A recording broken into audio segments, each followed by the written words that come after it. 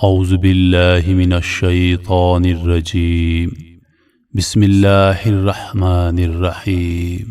قسم ہے قرآن حکیم کی، تم یقیناً رسولوں میں سے ہو، سیدھے راستے پر ہو، اور یہ قرآن غالب اور رحیم ہستی کا نازل کردہ ہے تاکہ تم خبردار کرو ایک ایسی قوم کو جس کے باپ دادا خبر نہ کیے گئے تھے اور اس وجہ سے وہ غفلت میں پڑے ہوئے ہیں۔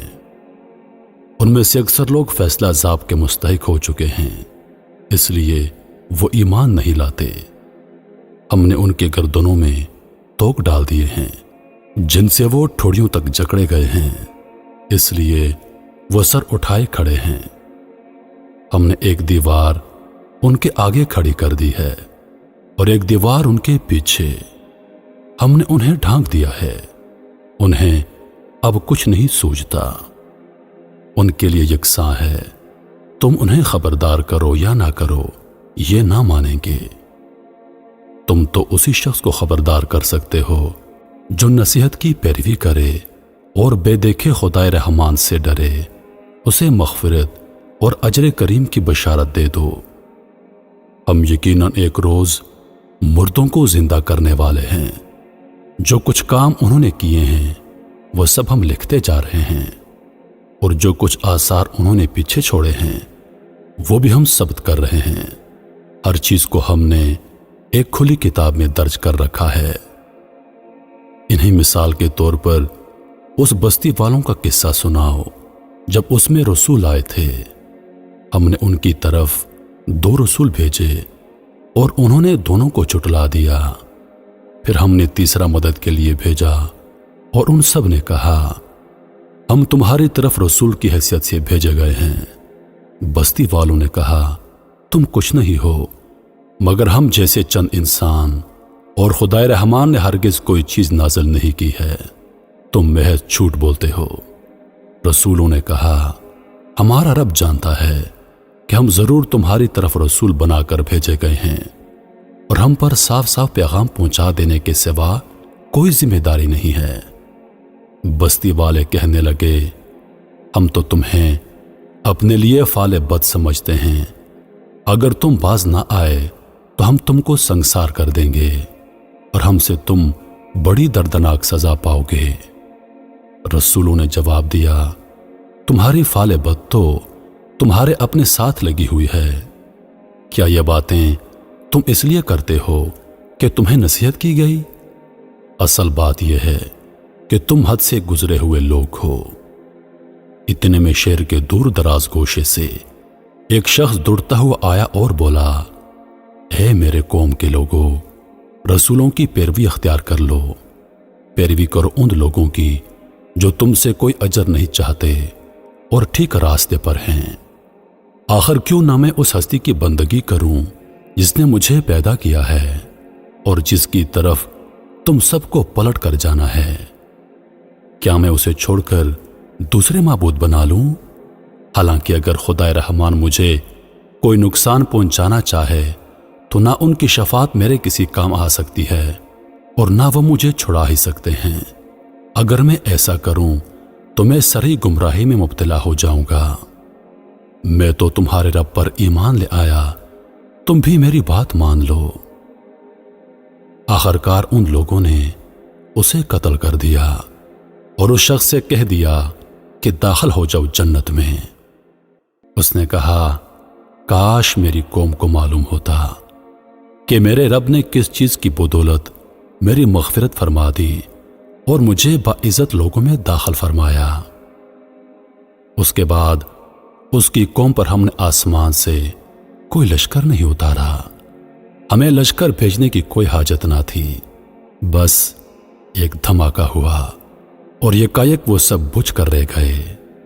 افسوس بندوں کے حال پر، جو رسول بھی ان کے پاس آیا اس کا وہ مذاق ہی اڑاتے رہے۔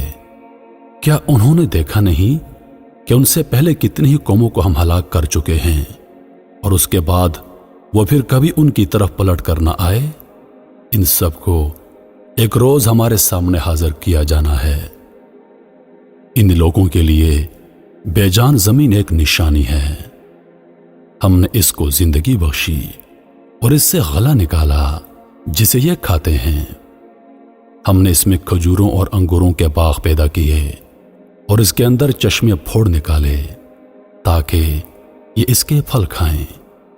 یہ سب کچھ ان کے اپنے ہاتھوں کا پیدا کیا ہوا نہیں ہے، پھر کیا یہ شکر ادا نہیں کرتے؟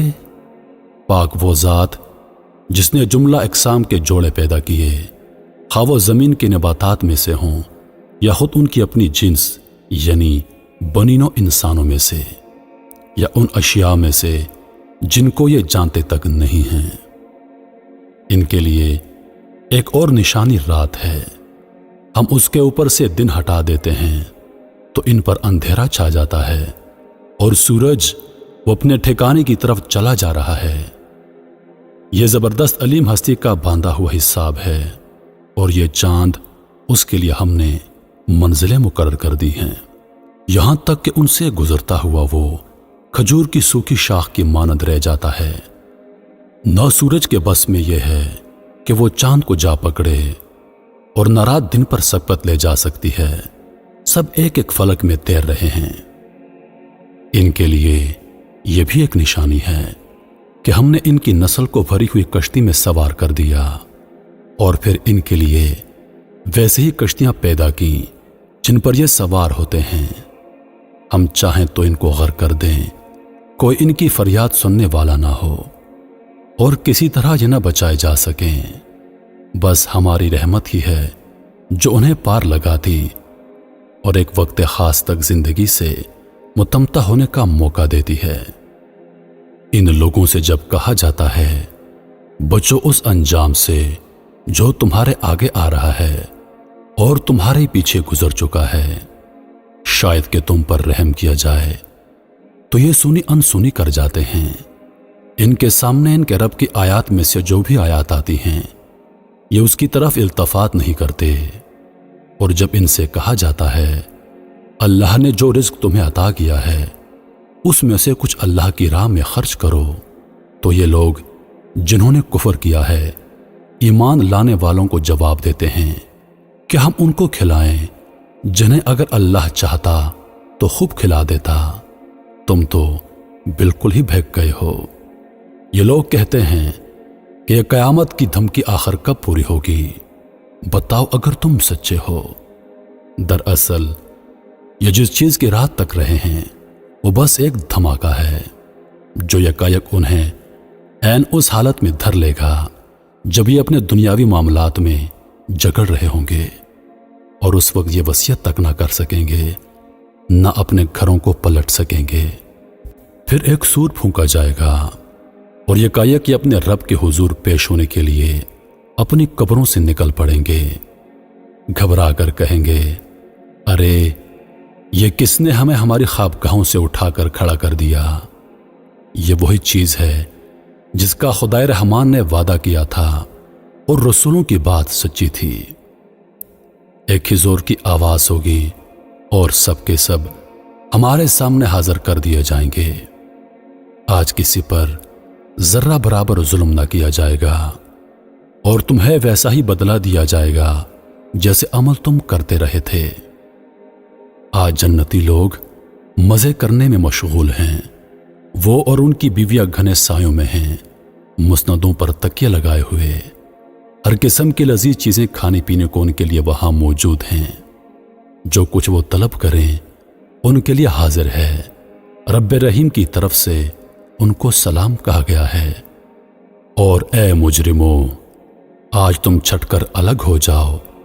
آدم کے بچوں، کیا میں نے تم کو ہدایت نہ کی تھی کہ شیطان کی بندگی نہ کرو، وہ تمہارا کھلا دشمن ہے، اور میری ہی بندگی کرو، یہ سیدھا راستہ ہے۔ مگر اس کے باوجود اس نے تم میں سے ایک گروہ کثیر کو گمراہ کر دیا۔ کیا تم عقل نہیں رکھتے تھے؟ یہ وہی جہنم ہے جس سے تم کو ڈرایا جاتا رہا تھا۔ جو کفر تم دنیا میں کرتے رہے ہو اس کی پاداش میں اب اس کا ایندھن بنو۔ آج ہم ان کے منہ بند کیے دیتے ہیں، ان کے ہاتھ ہم سے بولیں گے اور ان کے پاؤں گواہی دیں گے کہ یہ دنیا میں کیا کمائی کرتے رہے ہیں۔ ہم چاہیں تو ان کی آنکھیں موند دیں फिर ये रास्ते की तरफ लपक कर देखें, कहां से उन्हें रास्ता सुझाई देगा।